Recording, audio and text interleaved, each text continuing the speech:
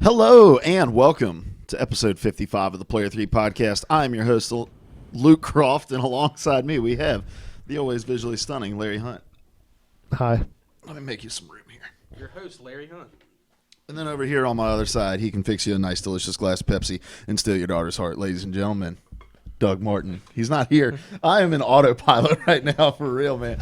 We had to work today so that we could take Wednesday off so that we could just have a really, really long weekend because of Thanksgiving coming up. And You gotta get ready for It's that just food me. coma. It's just me. It's not Doug Martin. It's me. My name is Daniel Hankins. Benjamin D. Hankins. The D stands for Destiny, baby. How Yes. you doing, buddy? I'm doing well. I had to work today also, but I'll get that sweet, sweet long vacation. So You that's worked nice. today as well. I did. When are you heading off to West Virginia? Either tomorrow night or Wednesday morning. Depends on how much I get done in the way of packing and such. So you get the sweet, sweet long vacation also. I do. Sweet. Up top. But unfortunately, Up top. I'm going to West Virginia where the internet service providers have instituted data caps, so I will not be enjoying video games. And all dreams die and go to rot and be in a drug-induced stupor. Yeah. And we are the Player 3 podcast. We get together every Monday to talk about video games, and then we push it out to you on youtube.com/player3podcast and on your podcast services of choice. So Stitcher, Podbean, Blueberry, all those things. if you're watching over here live on twitch.tv/player3podcast, we try to keep up with the chat. So try to keep the comments related to the topic, and we may get to what you have to say. Let's just take a moment to appreciate how wonderful Starbucks Christmas blend is this year. I believe it's called the Holiday Blend. I'm pretty Yeah, sure it 'cause said they can't say Christmas Christmas. blend. It does. I saw it right under their advent calendars. Did you notice their Right, advent calendars? Yeah, and right next to the gift cards that say Merry Christmas on them. Right. Yeah. Josh, you are cool. Listen. What's up, Dimebag? If you haven't had an opportunity to check out Josh Feuerstein's videos, you need to just Google Josh Feuerstein. Find some third party who reposts his videos. So he doesn't get a view. You know? Right.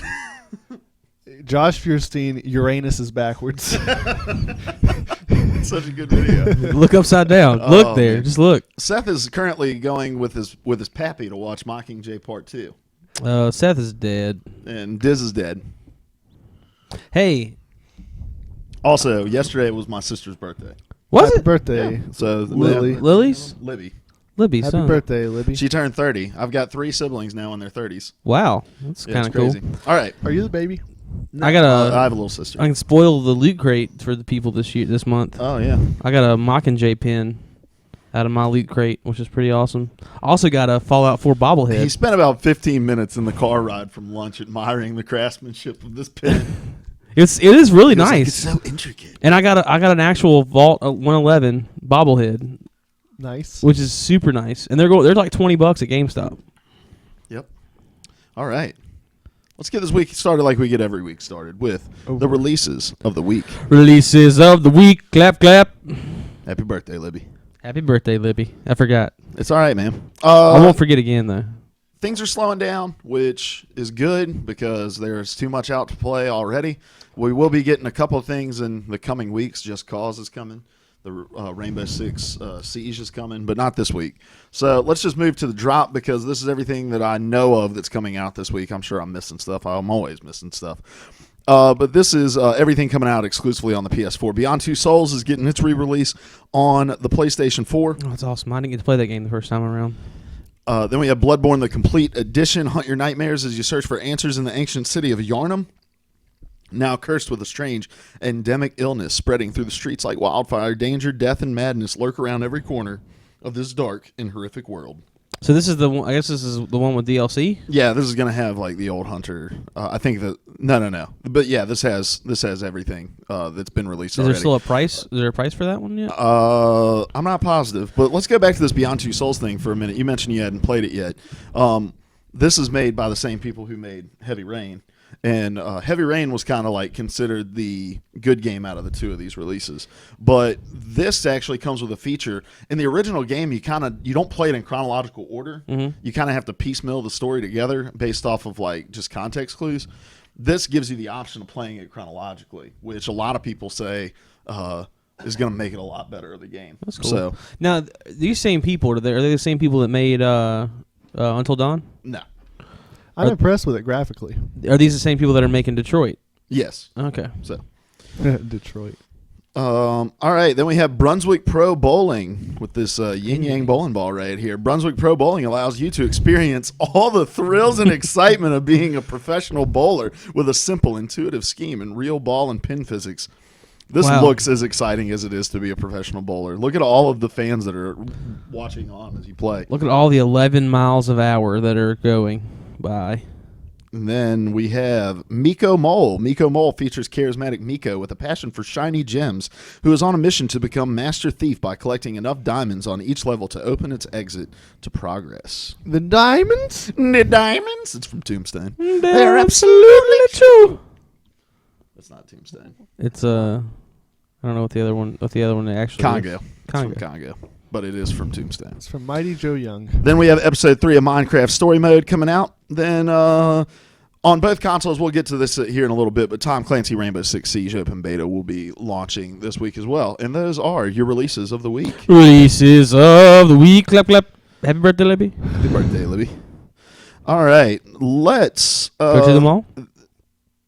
What are you playing right now? Because everything's kind of come out at this point. A lot of busyness. So what are you playing right now? I am playing Fallout. Is that all you've been That's playing? all I've played. Nice. There's no time for anything else. Yeah. I started playing Fallout this week. We'll get to our thoughts on that later. Also played Call of Duty. It's a blast. They slowed it down a little bit from Advanced Warfare, and Seth gave us thoughts about this last week, so I don't want to harp on it too much, but Advanced Warfare was so fast. Like, it was nauseatingly fast. They kind of slowed it down a little bit and made gunplay very important again, which was something that I felt like wasn't all that important in Advanced Warfare if you knew how to traverse the map well in multiplayer. So I haven't jumped into the story or anything, but the multiplayer is a lot of fun. So I've been playing that. I've been playing Halo, and I've been playing Fallout. We rocked Halo last night for the most part, dude. Yeah, we did. What have I'm you excited been about playing? getting Halo. We got so many stakes last. All I've been Yeah. playing is Halo. This Halo game, like you know me back in college. I loved Halo too much, and played it too much. But Halo 4 was okay in my opinion, and the Master Chief Collection was just too frustrating. It had been a while since a Halo game had hooked me like this one has, but I always want to be playing Halo right now. The revisionist history of Halo: The Master Chief Collection makes Halo 4 one of my favorite multiplayer Halos of the first 4. Elaborate on that. Just in the Master Chief Collection, Halo 4 doesn't have the ordnance drops and those sorts of things. Because I love the gunplay of that, and I love the loadout system of being able to start with a battle rifle or a DMR. DMR, right? Yeah. I always get it wrong. I always want to say That's DRM. But I really enjoyed that sort of stuff. And going back to play like SWAT on Halo 4, and the map designs were cool, even though there wasn't many of them. I loved a lot of the map designs. The one that has the 3-tiered tower in the middle of it. I don't know. I'm so terrible with map names. You've got the cave. Like if you start on the shore, you have the cave system to the right. You have the the 3-level tower with the top of it's open. I don't know. Yeah, I'll think of it eventually. Even Valhalla. with the revisions made that game a lot more fun. Yeah. I will give you that, because having ordnance drops and power weapons on the map was just, and we've talked about that. It was just crap, but still, yeah, it's not one of my favorites. But my favorite has always been Halo Reach, and a lot of, I don't know, I can't put my finger on what it is, but Halo 4 feels a lot like Halo Reach to me. Halo 5 feels a lot like Halo Reach to me, and it may take my slot for favorite Halo game as far as multiplayer goes. 'Cause it's actually live right now. What? Are the Reach servers still up? I bet you can still play Reach. Yeah, maybe. I don't know though. All right. Well, let's move on to the news. News with the podcast, guys. Happy birthday, Libby. Happy birthday, Libby. First item on the list. This is a piece of great interest to me from Kotaku. It's called A Price of Games Journalism. This is from Stephen Totillo, who is the editor-in-chief of Kotaku. I'm just going to read a little bit of this. Well, let me Do you decide think how he much. edited his own piece? Probably. I don't know. Neat.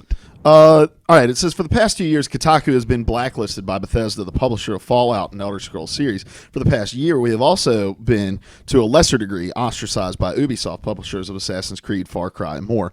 In those periods of time, the PR and marketing wings of those two gaming giants have chosen to act as if Kotaku doesn't exist. They've cut off our access to their games and creators, omitted us from their widespread mailing of early review copies, and, most galling, ignored all of our requests for comments on any news story. Neither company has officially told us that we've been cut off. For a time, it was possible to make a good faith assumption that this was just a short-term disagreement. Maybe their spam filters were misplacing our emails. Maybe they'd get over it. Or perhaps they feared a repeat of 2007 when then Kotaku editor-in-chief Brian Crescent embarrassed Sony out of blacklisting this outlet for reporting the existence of the unannounced PlayStation projects. The truth is that we've been cut off from Bethesda since our December 2013 report detailing the existence of the then secret Fallout 4. Ubisoft has been nearly radio silent since our December 2014 report detailing the existence of then unannounced Assassin's Creed Victory, renamed Syndicate. When we ask representatives from either company for comment or clarification regarding breaking news, we hear nothing in response. When we ask them about their plans for upcoming games or seek to speak with one of their developers about one of their projects, it's the same story, total silence. This has happened at a PR marketing level, leaving any developers at those companies who do want to talk to us or who do want to facilitate Kotaku coverage of their games to do so on the sly. It is, after all, PR and marketing who try to control how big budget video games are covered. If they or their bosses don't value an outlet, that outlet is left out. He continues on to just kind of talk about some of the blackballing here and what led to it. And essentially, they leaked that Fallout 4 existed, that it took place in Boston nearly 2 years before the game was announced. They covered the mistakes of Assassin's Creed Unity very, very harshly. Got blacklisted by Ubisoft. And then I want to skip down here because he says, we serve our readers, not game companies, and will always do so to the best of our ability, no matter who in the gaming world is or isn't angry with us at the moment. In some ways, the blacklist has even been instructive. Cut off from press access and press release review copies, we have doubled down on our post-release embedding approach to games coverage. We've experienced some of the year's biggest games from street level at the same time and in the same way as our readers. And like I said, the article just continues to kind of talk about this nature of games journalism and the companies that make the games. And so I wanted to open up a discussion with you guys as you were reading it, what some of your thoughts were. This kind of this story hits a little bit close for me, being a guy who wants to break into games journalism and kind of immediately asking those questions about what it means to cover games in a integrity-filled way. But I want to open it up to you guys just initially before I go on a long rant about something. So as you read that article, what did you guys think? Go ahead. He didn't have anything to share. I didn't have anything big to to say. Yeah, so.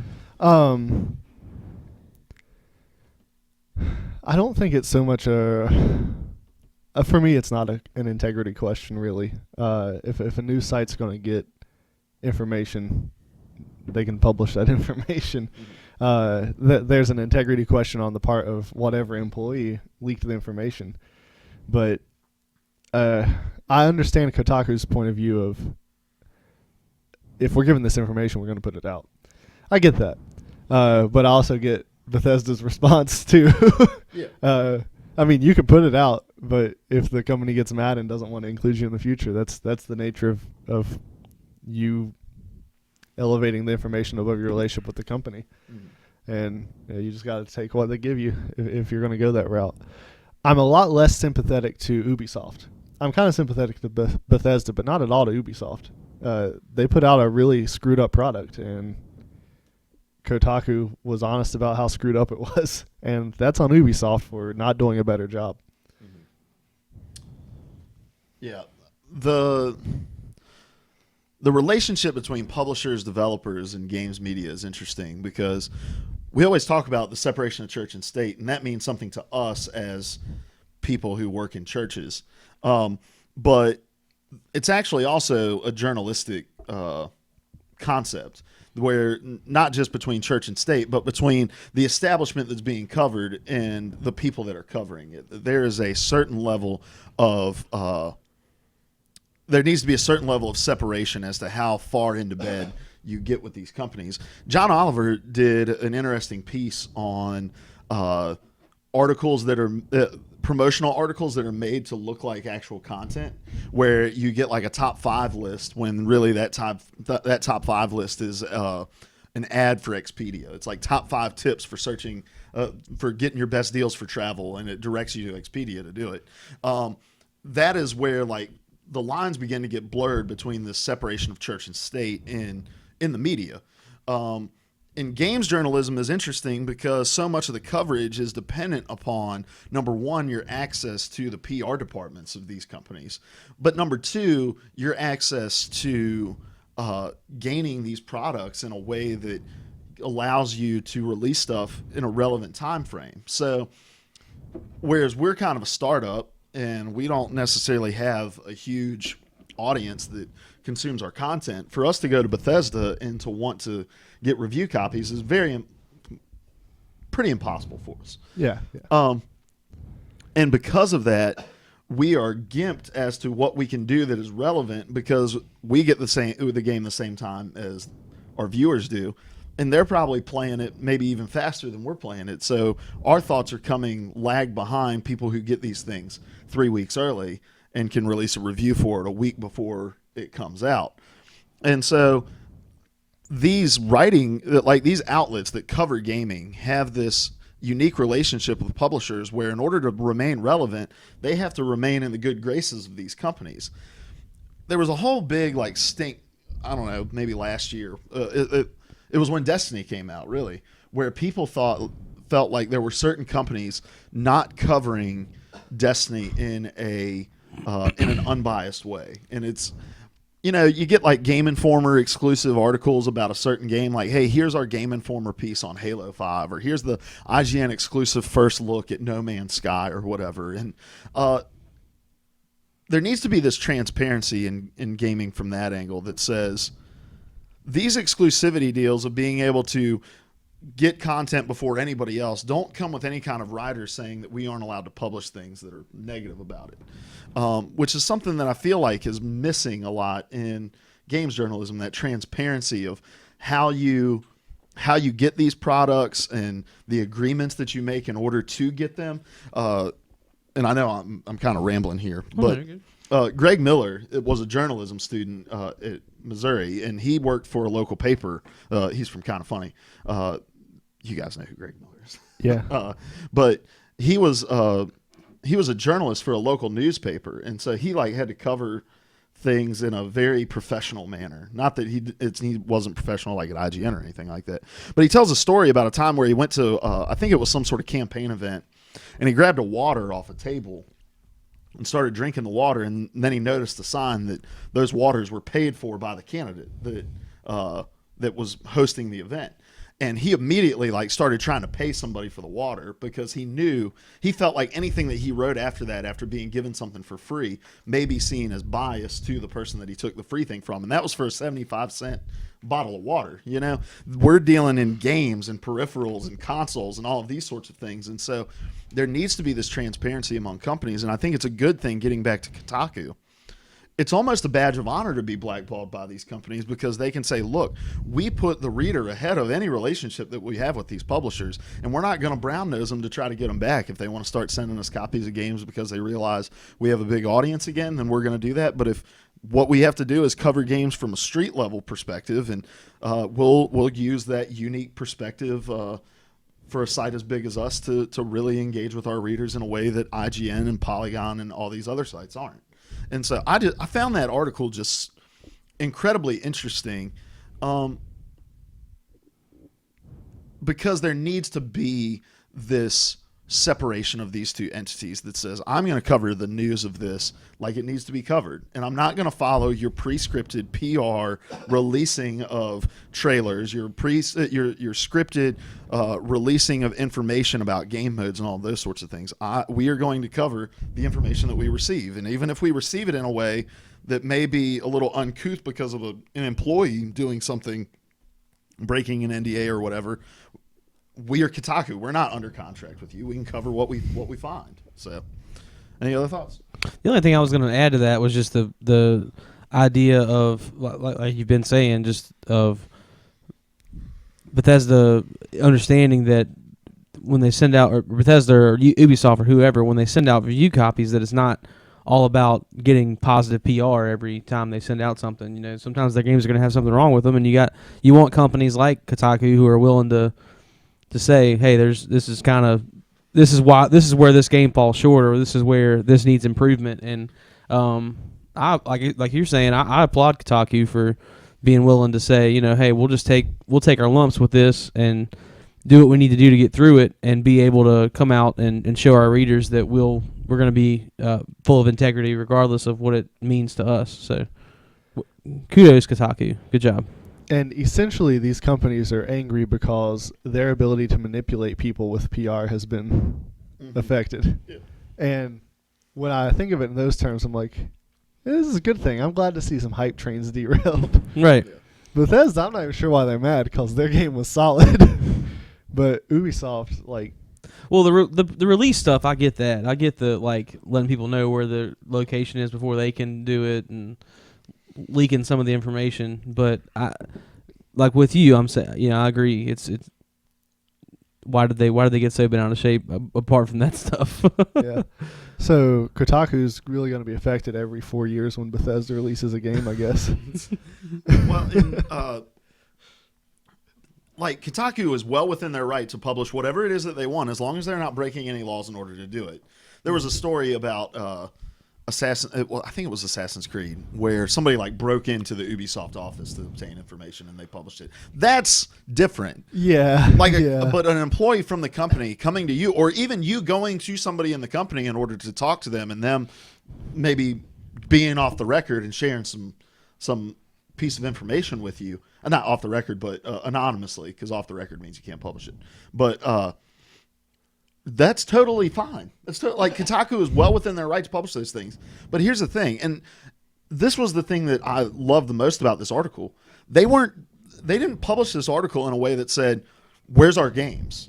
Like, we've been blackballed. It's time for you to give our games back." It really was just a way to inform their readers, like, hey, this is why we didn't have a Fallout review up. This is why we didn't have a bunch of coverage of Assassin's Creed Syndicate pre-release, because this is where we're at, and we're here because of our priority of putting you before anything else, putting you, our readers, before anything else. So they are well within their right to publish it, and Ubisoft and Bethesda are well within their right to say, we're not going to send you anything. Right. You know? There's no one to be mad at here, because everyone is well within the rights that they have. And going back to the whole like manipulative nature of PR, like that's just what it is. And it's not malicious. It's that you have a product and there's a way to maximize the hype, a way to maximize the knowledge behind it so that people don't feel like they know everything about it before they get it.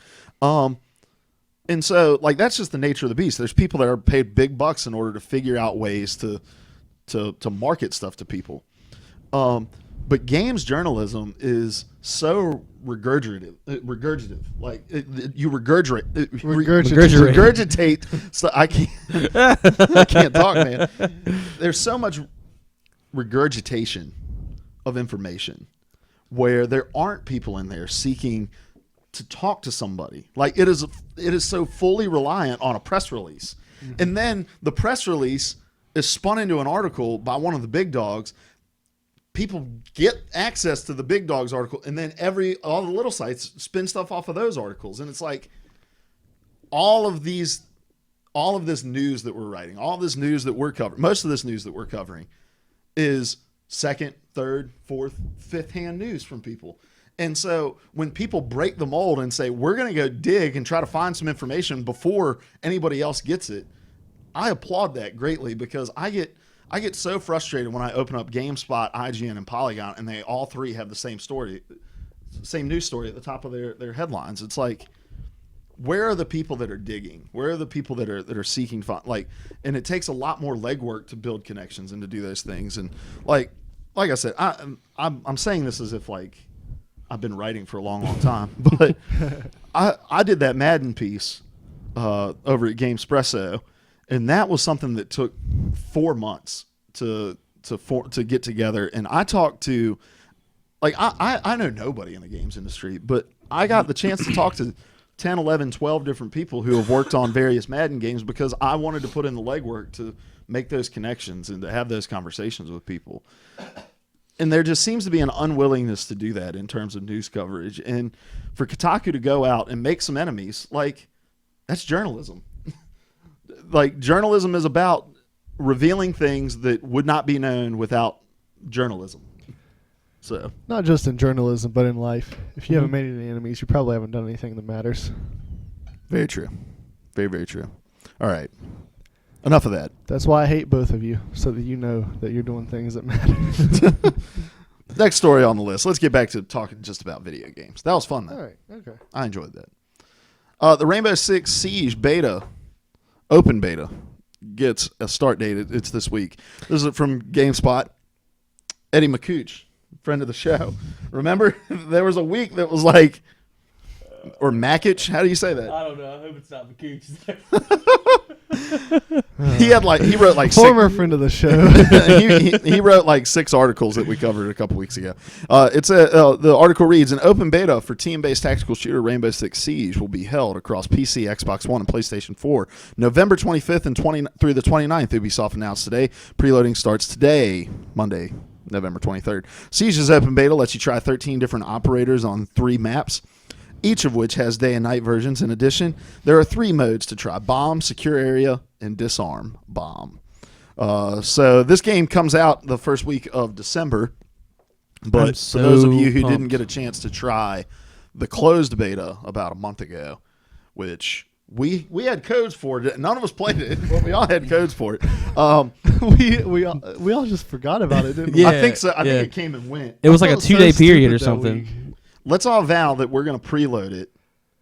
When we get to the after party lounge, let's get on our Smart Glass app, queue it up to preload it, and then we're going to play it this week so we can talk about it next week. All right? He won't be Well, able to. Yeah, I'll be in data cap land When do you get back? Saturday night. Okay. So We'll I play think this I'll Sunday have night. one day. We'll play this Sunday night. Just mark it on your I'm down with calendars. that. If the I'm gonna Lord, play if the can I play Lord before? tarries. Can I play before? Huh? Yeah, we'll play before. Okay. Because I'll be around. The Lord willing, and the creek don't rise. I wanted to talk to you guys about that, though. With this beta going November 25th to 29th, right here, at least stateside, in the Thanksgiving season, where we sit down with the Native Americans and eat maize, just like the pilgrims before us.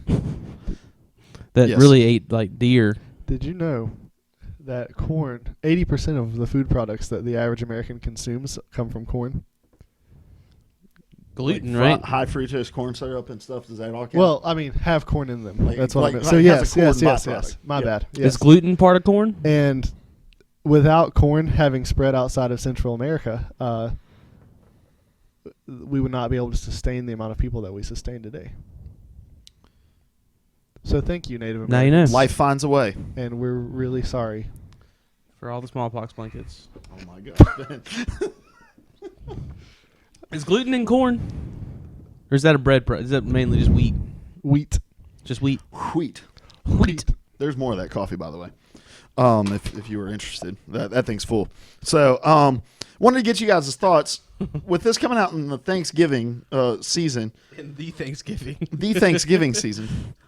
Brilliant move by Ubisoft here, or a questionable move by Ubisoft here? I don't know. I think maybe a little bit of both. I do. You do what? I know. I think it's going to cancel out, honestly, because I think some people will be locked into spending time with family, and some people will just be lame and sit at home and play games. Oh, okay. Thanks. Yeah, I'm looking at you. Okay, so I'm going to play games Wednesday.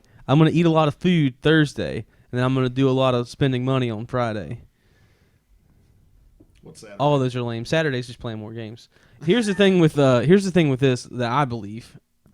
You done with that? Yeah. Okay. I think that this is a brilliant move. I feel like there's so many people who, I'm thinking like school age kids, like college kids who are home from college for Thanksgiving if they don't have their consoles at school with them, that kind of stuff. Like, there's a lot of people who are going to have time to put into this game that wouldn't normally have it. People that are off work, all that. I think this is just I think they're going to have way more traffic on their servers than they would otherwise. I think I just had this epiphany. This isn't in the show notes. I just had this thought. I wish I had a light that I could shine from behind you when you have an epiphany. Here's my thought. Talk to me. There is you have to strike a balance in a beta, especially with a beta for a game that is multiplayer only. And I think Evolve missed this balance. Because the Evolve beta was 5 or 6 days long, too, and they extended it by a day. I think it was supposed to be 4. They extended it to 5.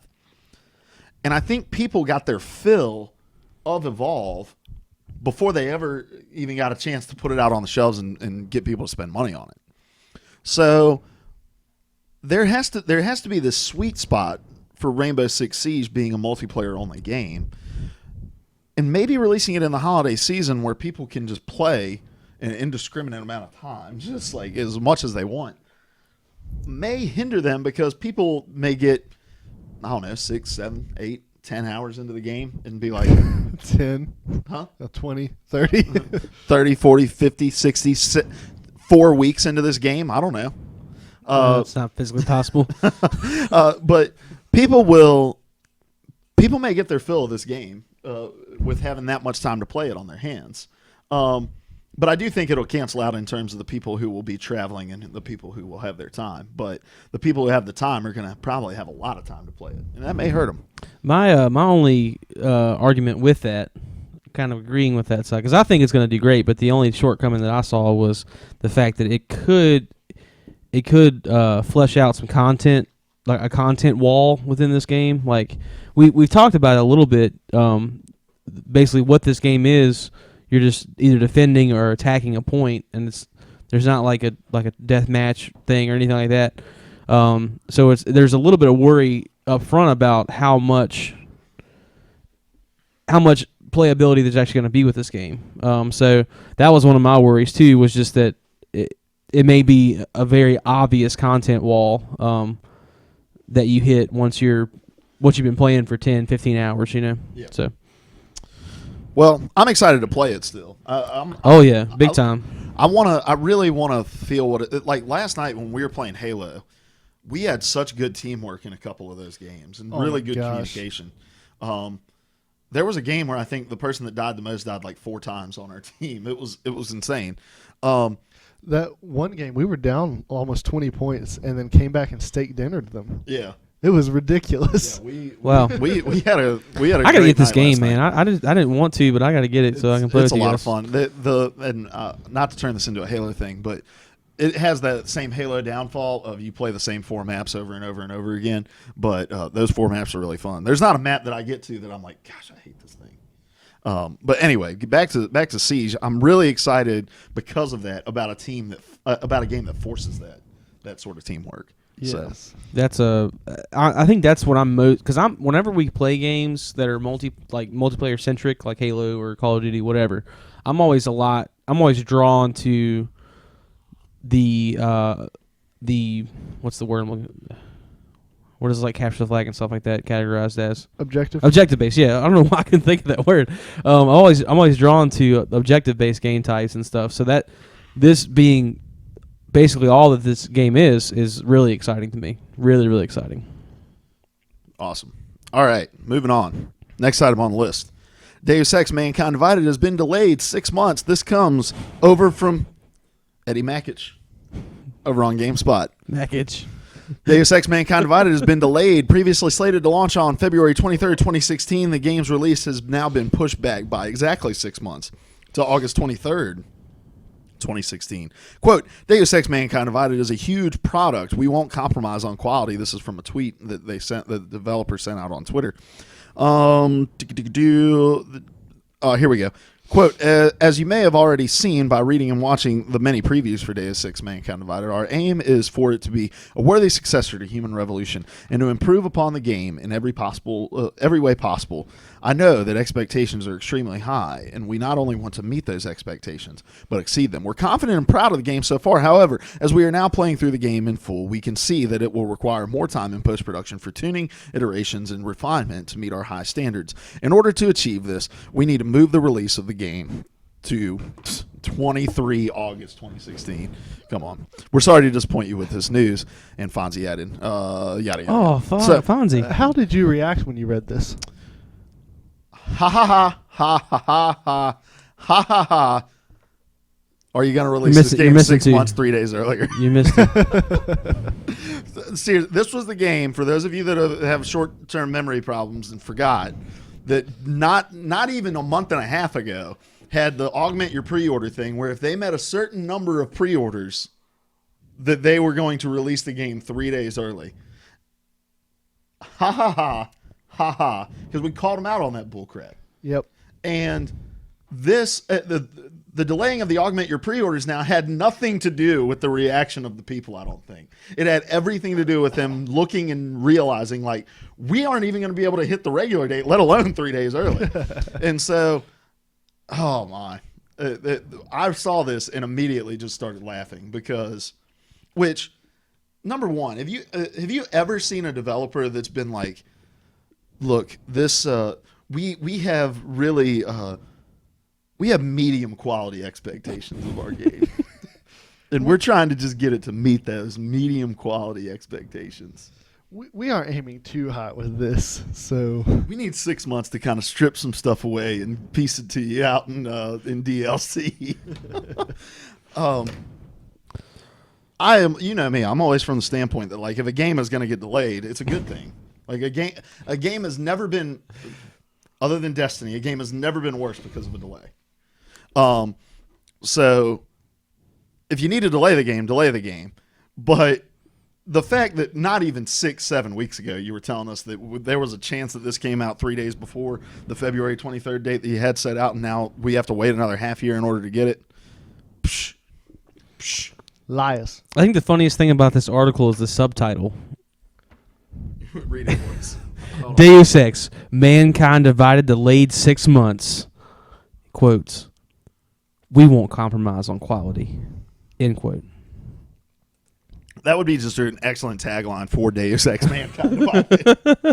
Deus Ex, you guys we won't compromise on quality. Do you guys remember the videos we watched of this game, though? Like the It does. I guess they were teaser videos. Isn't this the game where you could, like, mod your gun out completely? Like, you would pick it up and look at it like this, and it would, like...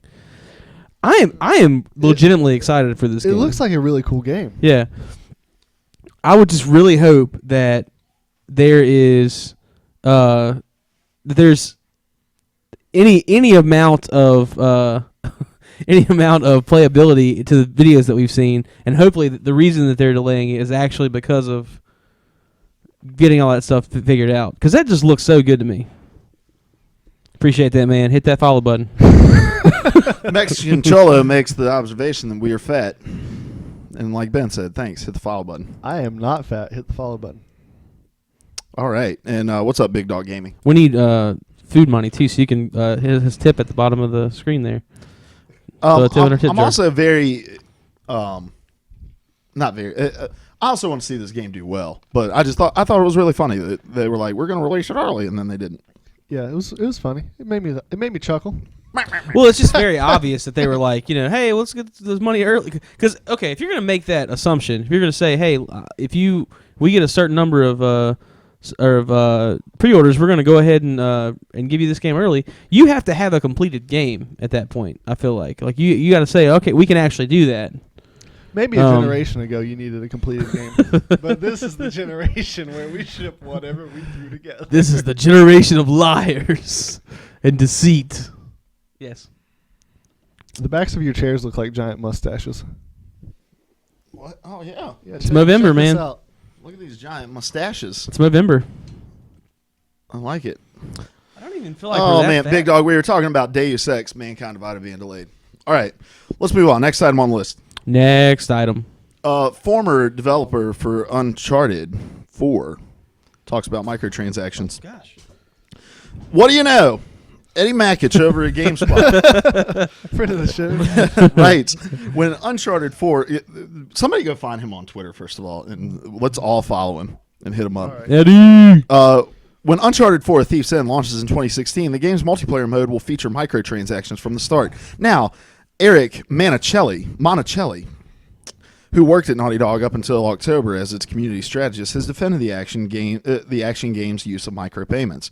Speaking to MCV, Monacelli, who now works for Call of Duty developer Infinity Ward, so breathe a sigh of relief about microtransactions for Call of Duty, said controversy around microtransactions in gaming is nothing new. He pointed out that people bristled when Bethesda sold horse armor for the Elder Scrolls 4 Oblivion back in 2006. Quote, "But if it's good enough content and you want to pay for it, why not pay for it? That's what it comes down to," end quote. Monticelli also defended the idea that developers cut content from a game to sell it piecemeal down the road. Quote, "No, often it's not," end quote. That's one of my favorites. Often it's not. He's not negating that sometimes it is, but often it's not. He used The Last of Us as an example. Quote, "A clear-cut example of that is the burst rifle in The Last of Us. A lot of people thought, why are they charging for guns? We did the research and noticed that a lot of players were having trouble jumping into the game for the first time, so we wanted to give people a weapon that was easily accessible and would give them a bit of a leg up. There were other weapons if they were a more experienced player that they could buy. It's up to them. If you're already kicking expletive, you probably don't need these, but if you want them, have them. It's just a matter of personal preference," end quote. Can I jump in on that one real quick, or do you want to read the whole thing? Well, let me just read this last quote, and then we'll just jump in. Quote, "For me, the more thought that's put into DLC, the more you should be able to charge for it, because it's one of those things where you're creating another game unto itself." End quote. The Last of Us Left Behind was another game. It's essentially the second Last of Us game, right? It works, and you should pay for good. It's work, and you should pay for good work. End quote. Go ahead. Now, here's where I start to take issue. When it's multiplayer and you are affecting the balance of the gameplay. He just admitted if you buy this gun, it's going to be a little better for you. It will give you a leg up. Yes. That's when it becomes pay to win, and that's unacceptable. And it's not it's a matter of personal preference. No, it's not anymore. It's a matter of I get my butt kicked if I don't buy your better gun. Mm-hmm. Yeah. So you shut your mouth. Of all of the DLC microtransaction space to explore, you are going to pick The Last of Us, which charged for guns in their multiplayer. The epitome of things not to do if you want to have microtransactions in your game. And it wasn't something that was unconsequential. One of the biggest things because the thing about the DLC, the thing about the weapons was you could not unlock them in the game.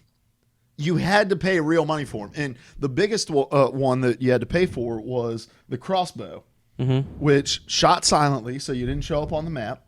It left a trail of blood if you hit a guy and didn't kill him, so that you could follow him and track him down to where he was.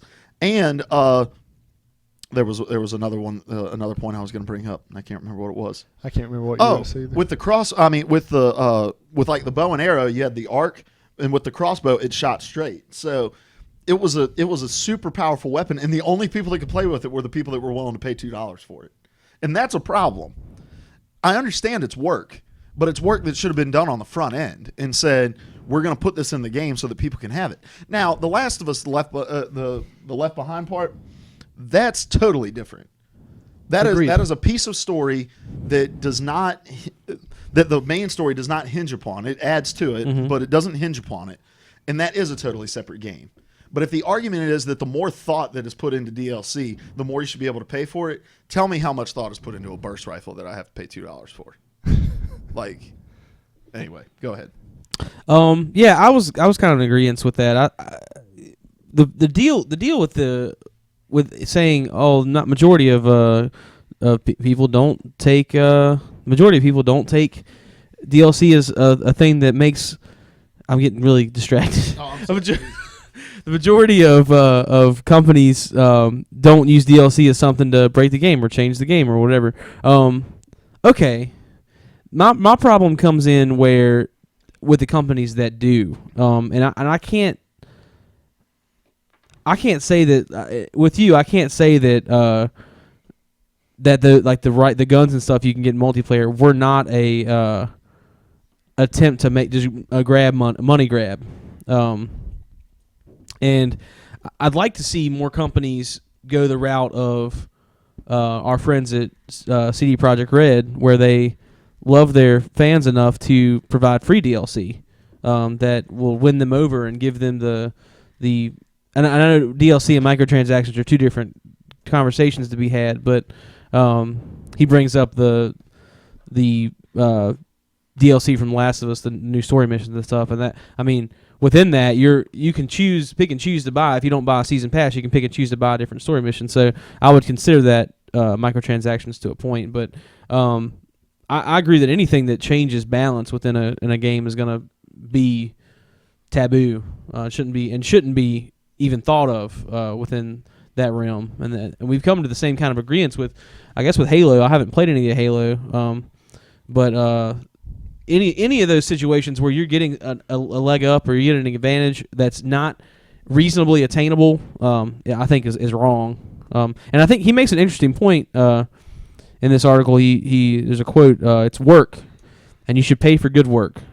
I mean, I agree with that, but you can't set a standard and say, we put X amount of hours into this, so you should pay this amount of money per hour. We get into the conversation about game time, about what makes a game valuable. Is it a long game or a short game? And I guess the same conversation, if people want to apply that to games, can be applied to DLC. This took us X amount of time to develop, so we're going to charge you $40 for this extra map, you know.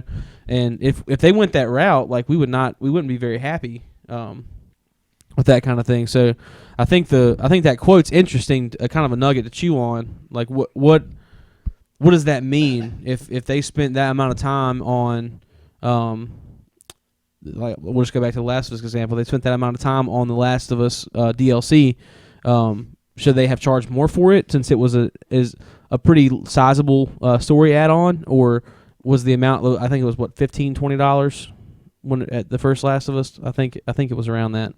Was that enough, or should they have charged more? Because that was a sizable amount of DLC, and that just applies to games going on now. You know, where does that line start? Yeah, you have to balance the discussion, because people always want to say, like, gamers are so entitled, but to an extent, we are entitled to certain things within a product, because gaming is an expensive hobby. We're spending hundreds of dollars on consoles. We're spending $60 a pop on brand new games. And so we are entitled to a certain level of courtesy in what is included in a game. And when you piecemeal it out, and you, especially with weapons and those sorts of things, we have a reasonable expectation to have those things in the game that we purchase, and not have to spend another $8, $10, $12, $20 to get the full gamut of it. And that's just where but I don't ever want us to come across as like we don't want to pay for things that deserve to be paid for. If it's story DLC that really has taken a whole nother workload of voice acting and of animation and of level design and all that sort of stuff, charge for those things. But if it's a multiplayer weapon, there's no reason to do it. And I don't like it, but even purely cosmetic stuff, like, sure, whatever. Yeah. Anything that doesn't affect, yeah. When it, I think it's okay to have a reasonable expectation that you will still be able to enjoy the game the way that you purchased it. And when you start changing multiplayer up and I've got to pay to keep up, that's just not right. See, I'm that guy. If I get into a game, like I pre-ordered Call of Duty, the Advanced Warfare, so I could get the blacksmith armor thing for Destiny. Like, I'm that guy. I want to have as much of the stuff I can get, even if it's cosmetic stuff. So for me, like, I'll pay for that stuff. But I know, like, Luke, you don't care a thing about those cosmetic stuff. So that's something that you'll still get a lot of people that would buy the cosmetic things. So I'm one of those people. So I don't understand why. It's a money grab is really what it is. They want the best way to make the most money. I pre-ordered Call of Duty, got my armor shader, and then transferred the pre-order to Halo instead. Good man. All right. Well, let's move on to Halo. I don't think this was the next thing that I had on the list, but it kind of lines up with what we're talking about here. The Halo 5 devs started talking about an REQ exploit this week. Let's see if this is from our good friend Eddie. Van Halen. Eddie Van Halen. What do you know? Eddie Mackich over who at you can GameSpot. follow on Twitter at EDDIE, Eddie Makuch, Makuch. And I'm going to tweet at him and ask him how to pronounce his last name later. All right, awesome. How many followers does he have? 4,543. So he'll be able to see you. So I go wonder, follow him. Go follow him. How do you type your name out phonetically? Huh? Like with what's in a dictionary next to all the I guess words? you do. Yeah, Yeah. I guess you do that. Okay, it reads Halo 5 Guardians developer 343 Industries. Wait a minute, Bungie doesn't make Halo 5. What? Is taking action against players who work the system to boost their REQ point and XP values or use exploits to gain bonuses they haven't earned. Writing on Halo Waypoint, 343 said it has identified offending players and is enacting bans and other punishments to clean up the virtual battlefield. Quote, we've been keeping a very close eye on REQ point and XP boosting and the exploits some players are using to idle in matches in an attempt to fill their very own money bin with a ton of REQ points and XP. Our data team at the studio has not only caught this behavior, but we've also started taking action against offending accounts, including bans and removal of all REQ points, end quote. So we talked at length about the whole REQ system. What were you guys' thoughts when you saw this story? Not surprised. That's definitely not one of my thoughts. Like, this was my concern. There's no way to perfectly balance this, and I don't know. I get that this is an exploit, and I'm sure they'll fix it, and I'm sure somebody will come along next week with a new exploit. Yeah. That's what people do. Like, And a lot of them will get caught, and some of them won't. Here's the thing with this. Like, there are a lot of people. Well, I won't say a lot of people. I don't know how many people exactly. I'm just kind of spitballing. But there are people who buy games to find the holes in the games. I remember back when Halo 3 came out. Now, this isn't like a exploit for monetary gain or anything like that. But I remember when I guess was Halo 3 the first Forge game? I believe so. Okay. I remember then when the actual, like, was it called Forge, the big warehouse that you could, was that the name of that map? Oh, Foundry. Maybe. Foundry, okay. I remember when people would make maps in there and it was like obstacle course maps, but it was like exploiting the game code. Like, so you got sent to different places and you had to figure out how to get out of those places. People just love doing that. And especially when there's something to be gained from it, they're gonna find whatever way they can to try to pull as much of what they don't deserve out of it. Which, in this case, I can't really say that they don't deserve some of the rec stuff because 343 has made this so unattainable. Yeah. If you only buy gold packs of rec points, if you haven't heard this yet, it will take you 675 hours, I think, to unlock all the content. All the cosmetic content. Or you can spend, what was it, $1,100? It was a lot of money. Yeah, it was a lot of money. Yeah. Zyger brings up the point that Gripball was created in Forge. So, Yeah. It was. But there are also the people that go into a custom game on these maps and just figure out ways to break maps. I mean, it's the nature of a multiplayer game. You're going to find the ways to exploit the game. But to do it with something that has money attached to it, that is like breeding ground for exploitation for people who don't want to spend any money on this stuff. And I don't know. I'm still a little like, I don't even really give Warzone much of a fair chance because of the REQ system. I gave it a fair chance at first, but then like they assured us that it would be balanced and that there would be limits to what you could deploy, but it doesn't seem like it. When I get up to the point where I can deploy a Scorpion tank, by the time someone blows up that Scorpion tank, I've gained enough points to deploy another Scorpion tank. Yeah. Like, it's a done deal. So I have a really hard time getting behind this REQ system, and I see a story like this, and I'm like, you know what the biggest way to avoid these exploits is? To not have the stupid system to begin with. Like, it was 343 seeing all of these other companies cash in and saying, well, we'll cash in too. And I want to just bring this up really quick, and this kind of comes on the heels of both the last story we covered and this story. The existence of DLC is to kind of narrow the gap from used game sales, right? Like, that's kind of the reason that these things exist. And companies have been using that as the excuse for this for a long time, ever since kind of the DLC inception. But now with the advent of a lot of people going digital only at this point, EA got over 50% of their revenue from digital stuff from that story we read a few months ago. We are losing the excuse for systems like this to where companies are just going to have to say what we've known for a long, long time, that we just want more money. It's not about narrowing any kind of gap between used game sales and new game sales. It's about the fact that we want to maximize our profits, and we're going to do that by nickel and diming you. And when EA is the leader in the voice saying to you, we don't want to nickel and dime our customers, every other company should step back and say, maybe we need a little gut check. Like, we may need to examine our hearts a little behind this thing. So, I don't know. The REQ system to me is really, it's a money grab, and that's all it is. Mm-hmm. That being said, this first Battle of Light and Shadow, the bit of content that they've added. Wait, what? Halo has already added some content. Oh, this isn't spoiler, some is free it? content. No. Oh, okay, No, okay, okay. it's like okay, maps and okay, gameplays. okay. And if they continue that, I'm willing to overlook the current level of REQ stuff. Yeah. With Halo having the understanding that I'm never going to play Warzone. They can do whatever they want to screw that up, because I'm not touching it. I'm with you on that because, and not because of Halo, because I haven't played Halo yet, but Destiny, when they employed their, which I haven't played Destiny in a while either. I need to get on there and do it because of Fallout's been kind of absorbed my life.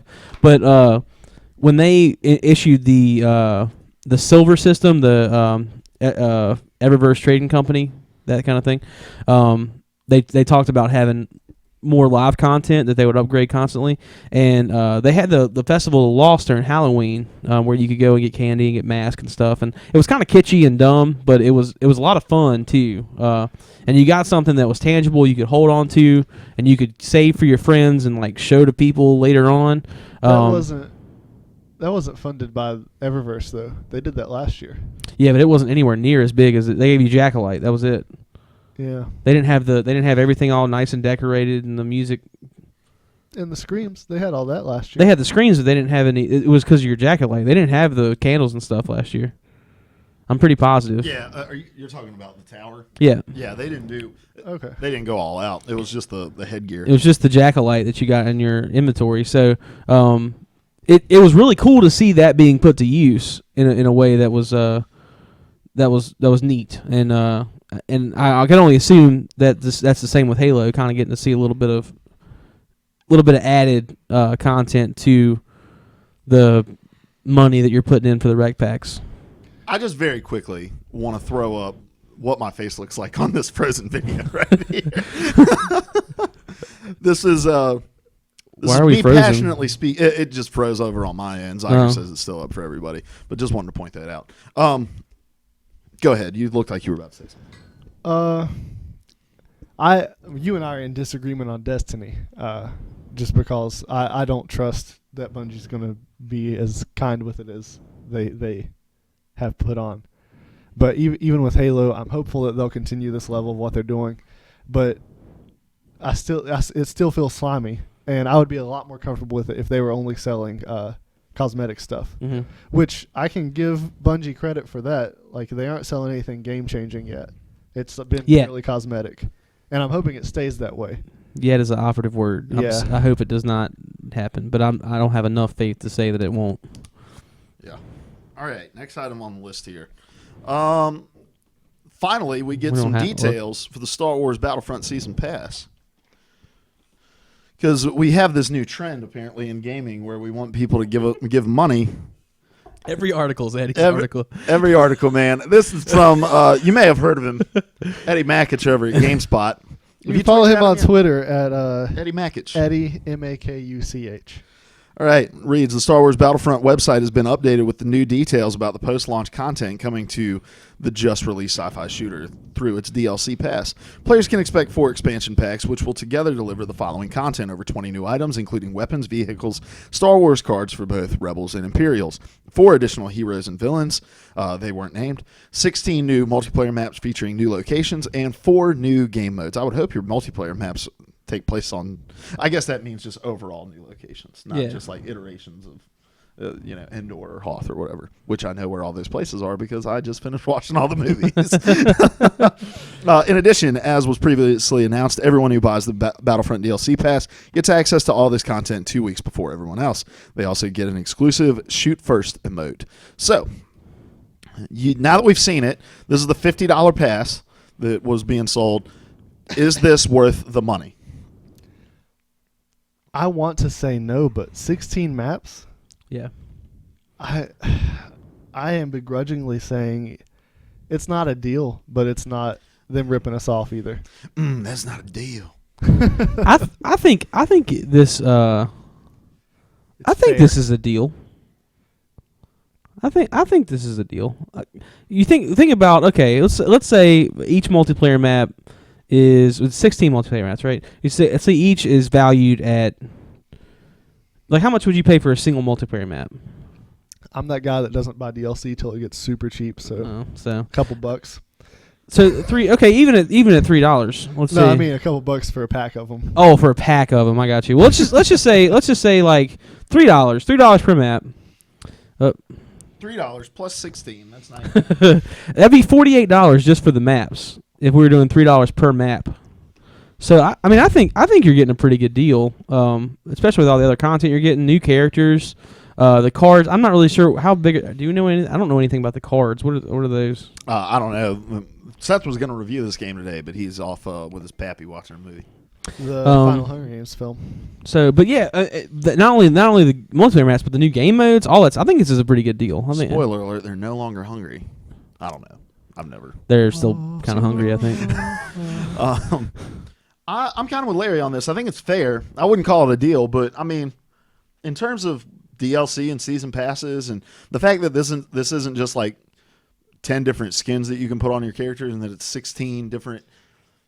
Because these aren't just maps, like these are nostalgic locations for people who love these films, and it'll be cool to see how they implement all of the IP. Because I think all of the maps are from the original trilogy. Like, are they going to start to include stuff from the prequel trilogy at this point?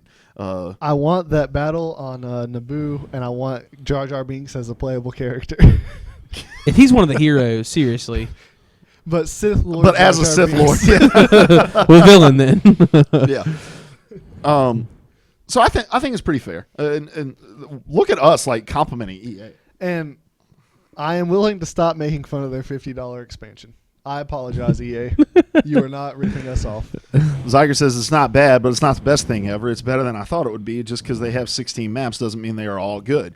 We have to see what the maps are before we know how good of a deal it is. Because if all 16 maps suck, then the deal isn't that great. Well, that's with anything. Like, if Battlefront, the game, sucked, that wouldn't be a good deal. The $60 wouldn't be a good deal. Jar Jar would be too OP. Darth Jar Jar. If this Starbucks Christmas blend, which we were definitely not promoting, sucked, it wouldn't be worth the great deal that it is. With our Inside Out red cups. All right. Good job, guys. That was the news. Hey, news over. News with the podcast, guys. Happy birthday, Libby. Happy birthday, Libby. All right, moving on. We've got reviews. Reviews for you. Happy birthday, Libby. Ooh, got a little Shania in there. Shania do the runs? I don't know. Maybe. Feel like a woman. All right. Ben. Yes. No, you talked to me Whoops, I forgot. about Fallout 4. You've been playing it. I've been playing it. Let's I love Fallout 4. He's not exaggerating. Legitimately. I love this game. Ben left his wife for Fallout 4. It's true. I'm sure you get calls like this all the time. That's an Inside Joke 3 podcast. The only thing that upsets me about this game is that I did not get Nuka-Cola because Target ran a scam, or Jones actually ran a scam, and only sent 12 to each target, which is kind of ridiculous. Anyways, if you've never played a Fallout game before, it's very, very, very RPG. So you have to be into that kind of game to usually to play a game like this. But the one thing I can say about the one thing I can say about this Fallout is if you don't like RPGs, there are things in this game that you would enjoy. You don't have to be so like gathering crafts and whatnot. It is very centric to that. It's very centric to gathering loot and stuff, but you don't have to be 100% into that to like this game. There's a lot of extra stuff. You could make a game out of just the crafting system that they've added to this game. If you don't want to do any of the missions, none of that, you can build a huge empire in the Commonwealth and run supply lines from all of your bases and do all that stuff, and you would have a blast with this game. You'd still level up and everything. It's a little bit slower than doing the missions, leveling up that way, but that would still be an avenue that you can take to enjoy it. I don't know. There's so much content within this game that it's hard to give it, not be spoilery, and give it a adequate review. So I mean, it's just a really fun game. Like there's just you have complete freedom to do what you want to in a post-apocalyptic Boston. It's just really, really cool, and it's a complete upgrade on a huge upgrade on Fallout 3. You can tell they took a lot of the modding stuff from like Skyrim and kind of ported a lot of that crafting over to this game. If you think back to Skyrim, you had a lot of things where you could gather resources and craft like armor and craft different kind of weapons depending on what resources you get, and the rare resources made rare weapons. Well, the same is kind of true for this. A perk system applies to where you have to have certain perks to augment your weapons, and you have to have certain perks to augment your armor. But it's a lot like that in the fact that you pick up a lot of resources and you use those resources to upgrade your weapons. And you can start out with a really like low level weapon and make it a really awesome weapon just by crafting. So that kind of thing is really cool to me. And probably my biggest takeaway from this game is the fact that everything you pick up, there are very few things that are useless in this game. And in Fallout 3, you could pick up stuff and nothing was there wasn't much that you could use apart from the guns and ammo and stuff like, and bottle caps and stuff like that. But this game is very, very, very good about taking that junk and stuff that you normally would just discard or keep and throw up on your shelf or whatever, and making a use for it. And then.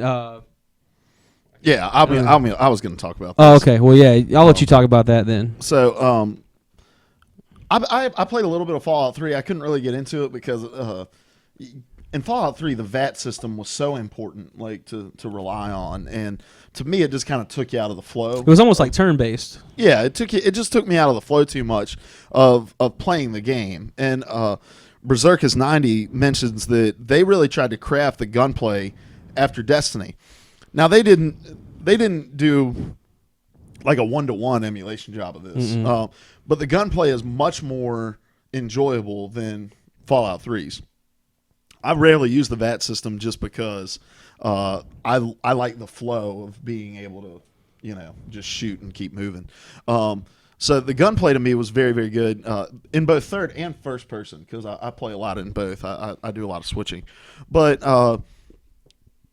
The world to me, like I knew the crafting was going to be the thing that jumped out to you because that's just what you like to do in games. You like to, you would just not play the story and just gather and craft. I didn't. For the first I guess the first 6 hours of this game, I have over 40 hours in this game right now. But the first 6 hours of this game, all I did was work on my base, and I have a huge, awesome base right now. But yeah, sorry. Oh no, you're good. One of the things I like about the crafting is when you go to the workshop, the workbench table. And you go into kind of that crafting view, you can go and you can tear down whole buildings and gather resources from it, and you don't become encumbered by the stuff because it just goes back to the workbench, and that's really cool to me. So like when I was having to make generators and you need copper, you could set it to search for the materials you need to make the generator, and it would highlight in green the things that have pieces of the material that you need, and that was just it's so accessible, like it's deep. But it's very accessible. It does a really good job of kind of explaining it as you go, even though it's all available for you right there at the beginning. And I was so nervous about that because, like, what Metal Gear Solid does so well is it kind of just trickles out the features and teaches you how to do it. And so when I heard that with Fallout, it was just you go in and you can do whatever. I was feeling like I was going to be overwhelmed, and I haven't felt like that at all. And the world is huge. Mm-hmm. And so, like, because what I do with any open world game is I go and I just try to start unlocking areas of the map. So I just start walking. And the map is just gigantic. And it is unforgiving at points, too. And I just like that. I feel like there's a challenge to it. And I feel like as you go on, like an RPG should, you feel like you're getting stronger. You feel like you're beginning to assert your dominance over the world that you've been placed into. The characters are great. The world is great. The storylines are good that I've experienced so far. The crafting system's good, even though I'm not really into all of those sorts of things. Fallout's a great game. But I think we would be remiss if we didn't talk about some of the downfalls of the game as well. And to me, the biggest one is load times. The load times are atrocious. Yeah, they're better. But that's not saying a whole lot. Right, yeah. They're better than they were in Fallout. They're better than they were in Skyrim. But they are definitely still very much Bethesda load times. It's kind of ridiculous to be on this generation of console and still have to be waiting that long to do certain things. We're both playing on Xbox, right? Mm-hmm. Yeah. Yeah, and I kind of give them a pass on some of that because the world is so big and there's just so much stuff that's happening and loading, and so like I give them a pass on that. But one of the things that's really frustrating to me is parts of the game where the frame rate just drops. Yeah, and drops really, really bad. And it's a lot of times like when you're transitioning between areas or when multiple enemies kind of pop up at the same time. But I've had a lot of struggles with frame rate. How much time do you have in? I have about 12 hours. Have you experienced the invisibility glitch yet? No. Okay, let me explain this thing because this happened to me several times already, and it's kind of frustrating because the only way to fix it is to reset your save. So if you haven't quick saved recently, then you have to go to a previous spot and you lose all the. Like I think one of our friends Ryan, he did this and he had to go back like 5 hours. He lost like 5 hours of his time just because of this invis glitch. But what happens is if you drop, you have a button you can press to drop your weapon. What is that button, by the way? It's X. Okay. You just have to hold it. If you got to be reloaded and then you have to hold it to holster your weapon. But if you press it at a certain time, your gun will come back up, but it won't be a gun there. Like it'll make the sound like it's coming back up, but nothing will be there. And you can shoot, but nothing happens. And you can reload your gun, but nothing. Like you don't see anything on the screen. And it's really frustrating because I was like, why can't I get my gun to come out? But it was already out. It was just invisible. And but that's happened to me twice already. And like Bethesda, we've talked about this before. There's a lot of glitches that happen in it, but it seems almost that I've caught a lot earlier than I did in the other games with this game. And I don't know if that's because they were really ambitious with everything with all the additions they made to this game. It made for a little bit squirrely of a time with the glitches and stuff. But that's something else that I've noticed that's been a lot more. It's been a lot worse in this game than in previous Fallout games or previous Bethesda games. Really, it's just the glitchiness of it. It's a lot of like jumping and stuff, and I think one of my companions has been stuck in the ground at my settlement for a long time now from his waist. That's where he lives. He just lives in my house at waist deep in my concrete floor. All right, well, let's wrap it up. Review in a word. I have 3 words. That's not what it is. But I can't do justice with one word. Just pick one. Because amazing, I guess. I don't know. This game is my definitive game of the year. Like this is going to get my vote, and there are things wrong with it, but there is much more right with this game. It is a paradise of open world gaming. Like nothing compares to it that I've played in the past. And you don't have to be a big fan of the setting to even get into this game. It's just a good, like really, really great game. So awesome, I guess is my. All right, mine is deep. The game is just deep in every way, shape, and form, from the crafting to the gunplay to the skill trees to the storyline to the characters that you meet. Everything is deep. everything is considered. Everything is just intricately designed and with a lot of conscious decisions being made behind it. And bravo to Bethesda. I mean, with a quick not the quick turnaround, but the quick turnaround from announcement to delivery. And Let's say it was like 5 years. yeah, well, and just like save from some of the glitches, the game is great. Like, Oh, yeah. they delivered a great product, And they aren't game breaking. The glitches aren't game breaking. It's just, I mean, well, if something makes you lose 5 hours of progress, yeah, but you need to be saving way more often. If you haven't saved in 5 hours, you deserve to lose it. I obsessively save. Like when I'm traversing the map, I'm saving like every 2 minutes. I can't stream that game because people be like, "Stop pausing it and saving it." But I just don't like dying and going back, and because that's what discourages me from continuing a game so often is when I have to redo something over and over and over again. All right, let's move on to everybody's favorite segment, the random question of the week. Random question of the week for the month for this week. Happy birthday, Libby. Oh, twins. My question to you guys is there ever been a time in your life Yes. where gaming, maybe you didn't make like a conscious decision to do it, but where gaming kind of slipped into the recesses of how you spent your time, where you look back on a time and you're like, I went several months without really getting into a game. Has there ever been a time in your life like that? I'll answer first. Okay. Just because I'm going to get mine out of the way really quick. No. I have never, maybe in the future it will. I am soon to hearken to fatherhood, so maybe that's the course of the future. But for right now, no, I've never had an opportunity. Ever since I've started playing video games, I've never stopped playing video games. All right. Larry? Twice. Once deliberate and once not. The deliberate one was back in my college days. I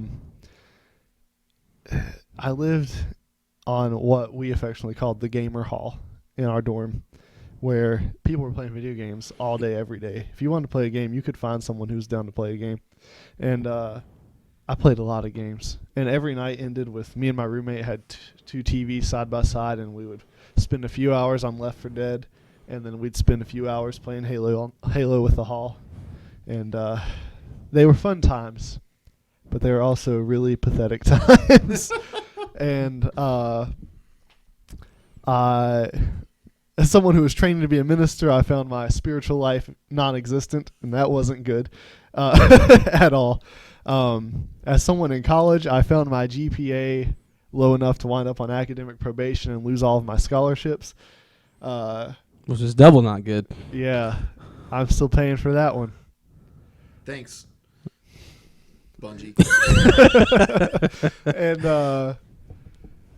And I just came to this realization that I was fantastic at doing things that didn't matter in worlds that didn't exist, and decided that I needed to start doing things that did matter in this world. And It does exist. so I took a big, long break from playing games. I think it was a couple months I didn't touch a game just to break myself of the habit. And yeah, sometimes I still wrestle with it, and I've got to be like, all right, I'm getting too into this. It's time to take a week off or something. But since I did that, I've been pretty well in check. And then the second time that I took a break was not deliberate at all. It's just I became a father, and my entire world shifted. And while I was waiting on the dust to settle and to see what life was going to be like now, games just weren't even a concern to me. So, yeah. Really the only time was probably the year that The Last of Us came out, up until like from when the new year turned over to when The Last of Us released. I really didn't play anything, like, because to me nothing really just jumped out to me, and it wasn't a conscious decision that I was like going to try to find balance in my life again. But like I was working a lot, I was hanging out with you guys a lot, and I just didn't make a whole lot of time for video games at that point in my life. And so I don't know if I've ever had a time where I've like consciously decided I'm not going to play games. I played a lot in college, but I did decent when I was in school because I didn't let it consume me. And I feel like I've always kind of been a decently balanced individual. But I'm like you. I don't rule out there being a time where maybe I need to take a break. But I think I have so many other hobbies too that like there's nights where I'm like, I'm not going to play games because I'm going to watch basketball. I'm going to watch the Celtics game or do whatever. And because of that, like I don't wear myself out on games as much as maybe I used to, where I would sit and I'd play for hours at a time in the night. So, yeah, that's really the only time. All right. Well, stick around if you're in the chat with us for the Player 3 Podcast After Party Lounge. It's going to be real. But we are going to finish out the audio portion of this podcast here. Ben's got something fun planned for us, Very apparently. fun. I It's don't gonna know be what great. I have no idea what it is. It's going to be so but good. he apparently spent 20 minutes of his day figuring out how to do it in such a way that would not get us fired. So, looking forward to it. But let's go around the circle real quick. Well, what are you going to be playing this week? Are you starting your stream this week? Yeah, I was about to. You're stealing my thunder, fault, man. my fault. Come on now. My name's Ben. You can find me or find me stuff too now. Okay, you can find me at on Xbox at WhoBombTrady, 3 words. You can find me on PlayStation at WhoBombTrady, 1 word. You can also find me. I'll be streaming on Twitch tomorrow night. Actually, will be the inaugural stream of 7 to 10 with Ben. So if you're interested in coming out and checking out some awesome gaming and whatnot, I'm actually going to start I'll send out a text tomorrow from the Player 3 podcast, or tweet tomorrow from the Player 3 podcast Twitter. I'm going to do a Let's Play of Fallout, and it's going to be a community-led Let's Play. So come out, watch the stream. You tell me what to do, because that's what I'm going to do. If you want me to make a really awesome unarmed character, that's what I'm going to do. If you want me to run around in my underwear the entire time, that's what I'm going to do. Not like physically, but in the game. Because Yeah. Twitch So- will ban you for man nipples. Yeah. If you want to support that, then feel free to come check me out. 7 to 10 is the time frame, because that's the name of the stream. So 7 to 10 with Ben. I'll be on the Player 3 Podcast Twitch page. That's Player 3 Podcast on Twitch. The same page we're on right now. I'm Larry. You can find me on Twitter at Lair Hunts Zombies, LARHUNTS Zombies. And I need to get better about deciding what game I'm going to play in advance. I haven't decided. But I stream horror games on Thursdays. That's not happening this week because I'll be in data cap. Well, it's also Thanksgiving, so Well, that doesn't matter to me. Everyone's in bed by like 10. People are lame. And Yeah. 10 is when my stream's supposed to start. yeah. But instead, How I'll long be do you weeping stream? alone. Because I'm in the bed at 10:30 usually. Anywhere from an hour to 2 hours. Okay. Depends on the game, how into it I am, and how popping the chat is. Okay. If I'm by myself, I'm like, I'll turn it off and weep. But if lots of people are there, I'll hang out the whole time. Gotcha. I'm Luke. You can find me on Twitter at TK from Antioch. You can add me on PlayStation at Lodger Blackman, and you can add me on Xbox Live at Download a Hoagie. I'm actually going to stream on Wednesday because I will be out of town on Friday, and I think I'm either going to do Rainbow Six Siege, the beta, Ooh. because that opens Wednesday, right? I'll play with you. Or I'm going to really risk it. Wait, you're going to be gone by then, right? Yes. Never mind. Halo 5 was my other option, but you don't have Halo 5. We should stream some Halo 5 next I week. may have it by then. I think I would be a joy to watch. I may have it by then. I may go ahead and just get it. I don't know. We should stream Halo 5 together. It'd be awesome. I'll have to Skype it up like normal. Self-control. Yeah, I as well. Get on Skype like normal.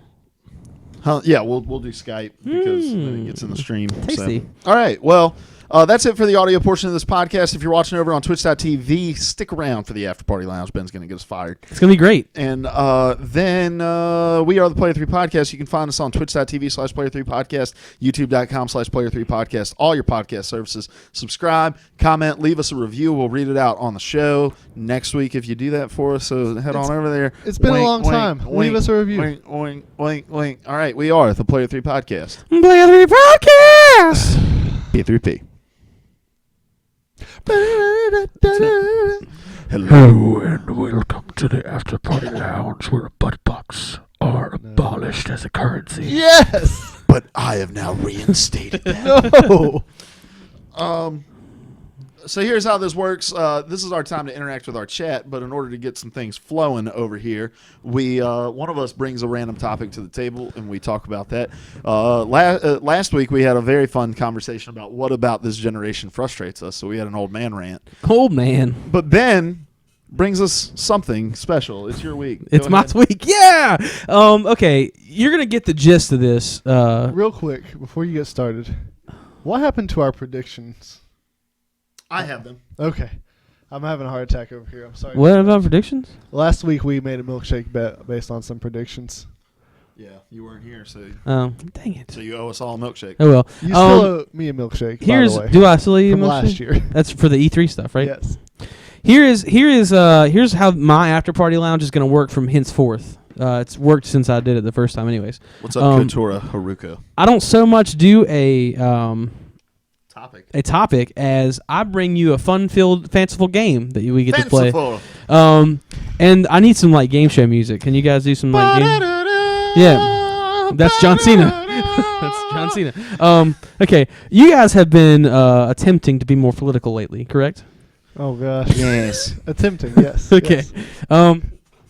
And in I honor already of don't our like where this is recent, going. you're gonna love it. It's gonna be so great. In honor of the recent debates and all the craziness that's happened in the politics recently, we're gonna play a little game I like to call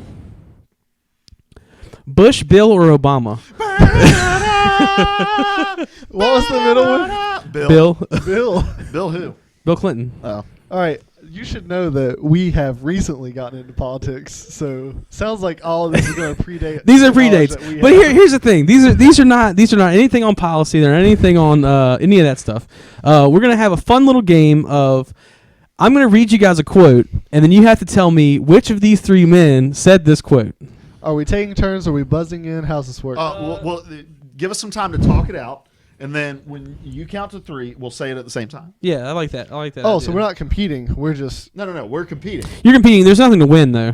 but we'll just kind of think out loud, and then when he counts 3, we'll each give our answer simultaneously. Oh, okay. So The first 3 of these are pretty easy. I wanted to give you some softballs. There's 15 of these, by the way.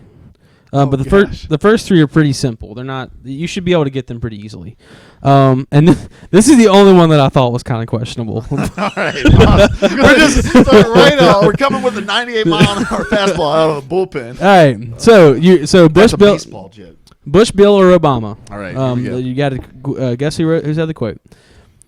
When I was in England, I experimented with marijuana a time or two, I know this one. and I didn't like it. I didn't inhale, and I never tried it again. Oh, yeah. Yeah. He's famous for this quote. This is a famous quote. So count down for us.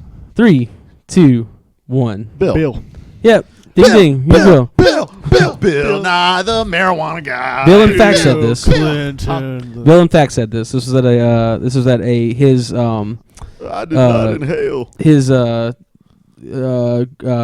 grand jury thing that he did.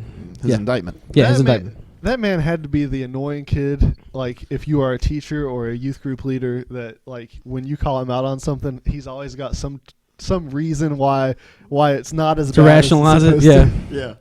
supposed to. He's like, but teacher, I knew the answer. I was just looking at his paper to see if I really knew it. All right, this man. I can't really give you any backstory to this quote. I'm just gonna give you this quote because if I give you backstory, it's gonna give it away. So Okay. Well, now we know it's a man. Oh, spoiler alert. all right, they misunderestimated me. I know that one. I think I know this one too. Yeah. Yeah, I mean, there's really only one that it could be, right? Right. All right, go ahead. 3, 2, 1. Bush. Correct. This is George Bush. This was at a. Did they get harder than this? Yeah, they get Oh, harder. okay. Than this. All right. This was at his after the War on Terror and stuff. He was talking about the terrorists misunderestimating him. Right. I feel like that would have been a better word to be added to the dictionary than selfie. Misunderestimated. They misunderestimated and they misremembered. Misremembered. Yes. All right. This is. That's also I can't give any backstory. But this famous man once said, "Yes, we can." I think I know. Yeah, I think so too. All right. 3, 2, 1. Obama. All right. So that was the easy round. Those are pretty All right, simple, great. right? Those are Okay. pretty easy. All right. Not bad. So that was T-ball. Now we get to This- move up to first grade. Now we get to baseball. move up to first grade. These do get progressive. Well, I don't know. At one point, the whole metaphor breaks down, and they're This- just really awful. This man once said, "Hello." That again was his campaign. Was Obama's campaign speech. His very. They made I guess it was red, white, and blue like weird face Yeah, ice thing on cream his posters cake. and stuff. Yeah. All right. They emailed Dairy Queen. Oh, okay. That's how you place an order at Dairy Queen. You email them. Really? DairyQueen@dairyqueen.com. Who said this quote? Look, when I was a kid, I inhaled frequently. That was the point. I know this one too. Yeah. I have a guess. I don't All know. right. All right, 3, 2, 1. Bush. Both of you are wrong. It's Obama. It was Obama. Look, Jeb Bush might have said that in that Republican debate where he's like, I'm slipping in the polls. It's time for me to talk about how much marijuana I've smoked. MacBook Pro, baby. Apple Watch. All right, so that's 3-3 with you a resounding loss on that one. So that's good. All right. Um, They're both failures. All right, number 5. So long as I'm the president, my measure of success is victory and success. I think I've got an idea of who this is as well. All right. I'm Guys ready. locked in? All right. yeah. 3, 2, 1. Bush. Correct. It was George Yeah. Bush. Look, if it sounds stupid, Bush said it. Right? That's Not necessarily. I mean, Bush just talks like I think you are misunderestimating him. you're All right. misremembering his presidency. What famous man said this in history? Bush, George Bill, or Washington. I've abandoned free market principles to save the free market system. I think I know. who I'm this going is. to take a guess. I don't And I know. think I can also probably give you the context of this. Okay. All right, 3, 2, 1. Bill. What was the context? NAFTA. Bush said this. What? I wanted to hear you freeball the context. Well, I mean, I was just saying. I just that, thought that sounds right though. it Sounds fit, right? That does sound good. So- So it's still 4-4. that didn't sound nearly as stupid as. Right, I told you this. Right. I'm not gonna make it easy. All right, Did we number bust that bill 7. there? Yeah. Okay. Were you thinking NAFTA I had no clue. or NAMBLA? That's Yes, totally definitely. Once you guys NAMBLA. figure out, I'll tell you after. Politics gives guys politics. Hey. I've copied and pasted these, so I'm just gonna read it. Politics gives guys so much power that they tend to behave badly around women, and I hope I never get into that. Okay. Yeah. You guys prepared? I'm ready This is to a tough guess. one, but I think All right, 3, 2, 1. Obama. It is in fact Bill. Took the lead, baby. The context of that quote is so funny because of all the it crap he got is. into with Yeah. Monica. What was the context of that? I'm not sure. Oh, okay. I couldn't find where the context was, but it was pretty interesting. Where I found I'll tell you about where I found the quotes later. Cause Was this an actual game you found on the internet? Huh? No. Oh, okay. No. I made it up. How many more of these we got? We're at 8 right now. We got 15. So Okay. we'll move through a little quicker. No, this is fun. I'm having fun. Who said this in history? That's what he talked about yesterday. I want to drill here. I want to drill here now. I don't know where he was standing. I think it was in a building somewhere. All right, I'm ready.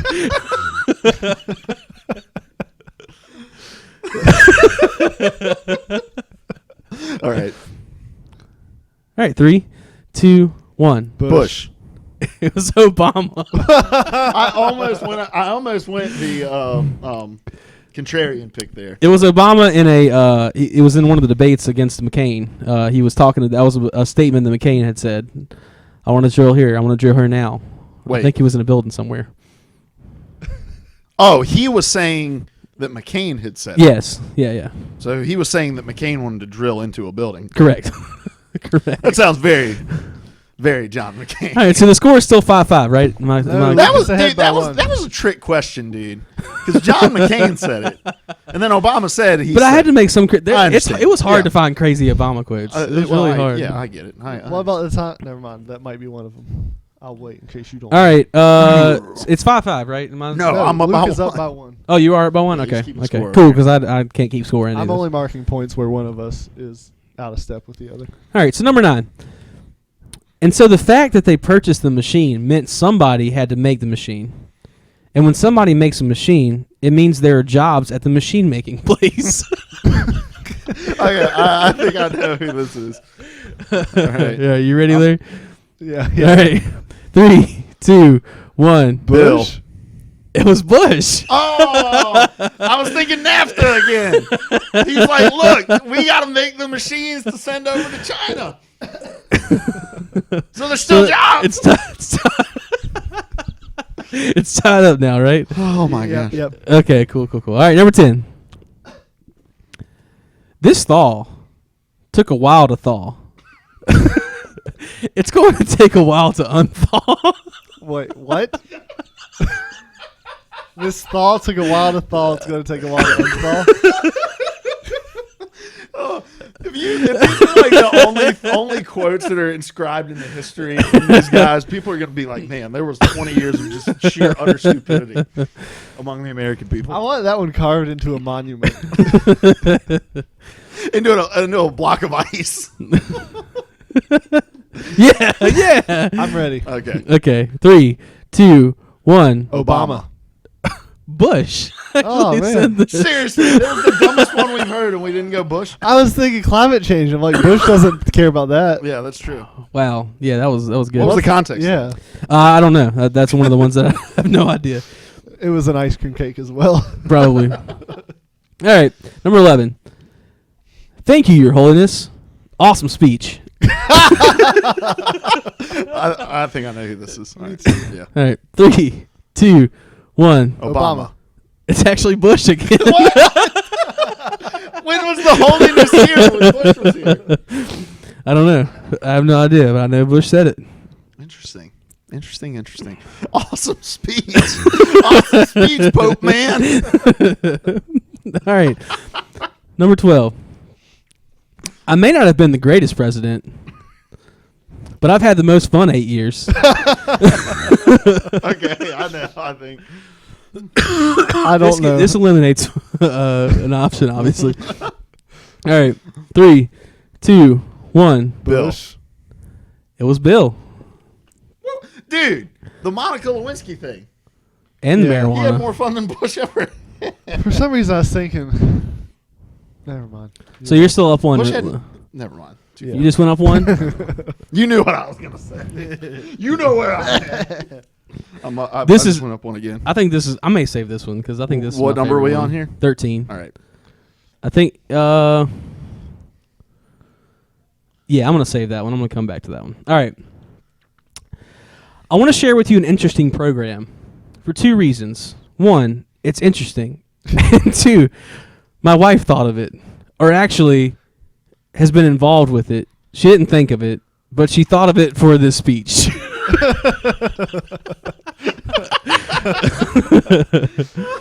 I'm ready. All right. I'm also going to 3, guess the context on this. 2, 1. Obama. This is Bush. Oh, I was going to say it was about like the school lunch program. Yeah, me Yeah. too. Me too. Yeah, that would have been cool. Do you know the context? I don't know the How context. do you not know the context to any of these? I know. You're a terrible game. It was hard. It was hard to find the quotes, much less the context. These last 2 don't have the context for either. But Okay, great. all right, number 14. Everyone, please take your seats, or else Clint Eastwood will yell at you.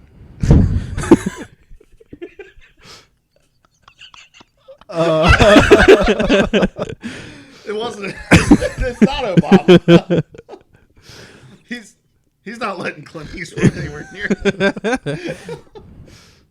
I think. All right. Did anybody get that last one right? No. We both Okay. got it wrong. All right, I'm ready. All right, 3, 2, 1. Bush. It was Obama. What? What? Obama let Clint Eastwood on in the same property as him? I guess so.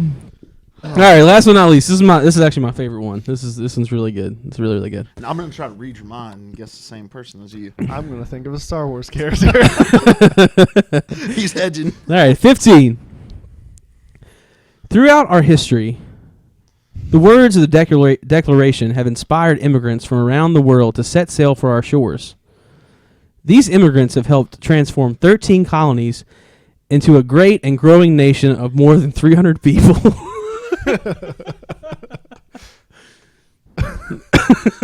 Is that it? That's it. Oh, my God. Throughout our history, the words of the Declaration have inspired immigrants from around the world to set sail to our shores.